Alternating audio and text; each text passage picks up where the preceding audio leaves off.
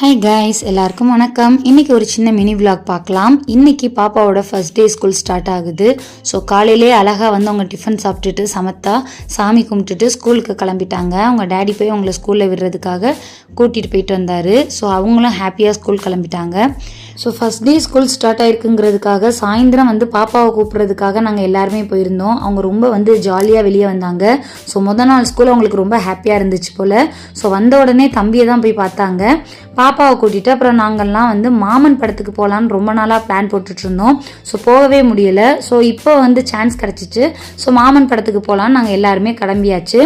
பாப்பா தம்பி எல்லாருமே வந்து ரொம்ப எக்ஸைட்மெண்ட்டாக இருந்தாங்க. ஸோ அந்த படத்துக்கு போகிறோன்னு, ஏன்னா ரொம்ப நாளாக வந்து போகணும்னு சொல்லிட்டு இருந்தாங்க. நாங்கள் போகும்போதே வந்து பாதி படம் வந்து பாதி இல்லை கொஞ்சம் ஓடிடுச்சு. ஸோ பாப்பா வந்து ரொம்ப இன்ட்ரெஸ்டடாக வந்து படம் பார்த்துட்டு இருந்தா. ஏன்னா அவள் தான் ரொம்ப ஆசைப்பட்டா மாமன் படத்துக்கு போகணுன்னு. என்னோட அண்ணான்னா என் பாப்பாவுக்கு ரொம்பவே பிடிக்கும். ஸோ அந்த மாமன்கிற டைட்டிலுக்காகவே அந்த படத்துக்கு போகணும்னு ரொம்ப ஆசைப்பட்டா. அவள் வந்து அவங்க மாமா கூட போகணுன்னு ஆசைப்பட்டா, பட் முடியலை. அப்புறம் எங்கள் கூட வந்தா. படம் வந்து ரொம்ப எமோஷ்னலாக போயிட்டு இருந்துச்சு. ரொம்ப வந்து அவள் அழுதுட்டுலாம் சில இடத்துல பார்த்தா. அது எங்களுக்கு ரொம்ப ஆச்சரியமாக இருந்துச்சு. அப்புறம் பிரேக் டைம் கொடுத்தாங்க. ஸோ அதில் வந்து எங்களுக்கு வந்து பாப்கார்ன் பப்ஸ் எல்லாமே வாங்கிட்டு வந்தோம். பாப்பா வந்து ஒளிஞ்சு நாங்கள் எடுத்துருவோமோன்னு பயந்துட்டே வந்து பாப்கார்னை சாப்பிட்டுட்டு இருந்தா. நான் வந்து பப்ஸு சாப்பிட்டோம். காளான் பப்ஸு காசுக்கு ஏற்ற மாதிரி சூப்பராகவே இருந்துச்சு. ஸோ படம் ஃபுல்லாகவே ரொம்ப வந்து எமோஷ்னலாகவும் சூப்பராகவும் இருந்துச்சு. படத்தை பார்த்து முடிச்சுட்டு நாங்கள் வீட்டுக்கு வர வழியில் ஹோட்டலில் சாப்பிட்லான்னு ஹோட்டலுக்கு போனோம். ஸோ அங்கே வெரைட்டியாக வந்து நிறைய வச்சுருந்தாங்க. எனக்கு தெரிஞ்சு எங்கள் ஊரில் மட்டும்தான் வந்து ஒரு பரோட்டா வாங்கினோம் அப்படின்னா அதுக்கு வந்து குழம்பு கிரேவி எல்லாமே வந்து எக்ஸ்ட்ராவாக தராங்கன்னு நினைக்கிறேன்.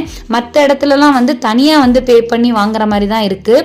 ஸோ பார்த்துட்ருக்குற உங்கள் ஊரில் அந்த மாதிரி இருந்துச்சுன்னா மறக்காமல் கமெண்ட் பண்ணுங்கள். நானும் தம்பியும் தோசை இட்லி இதோட அப்படியே முடிச்சுக்கிட்டோம். ஆனால் என் பாப்பாவும் என் வீட்டுக்காரரும் காடை கௌதாரி அப்படி இப்படின்னு என்னென்னமோ ஆர்டர் பண்ணி பயங்கரமாக சாப்பிட்டு எனக்கு டெம்ட் ஏற்றிக்கிட்டு இருந்தாங்க.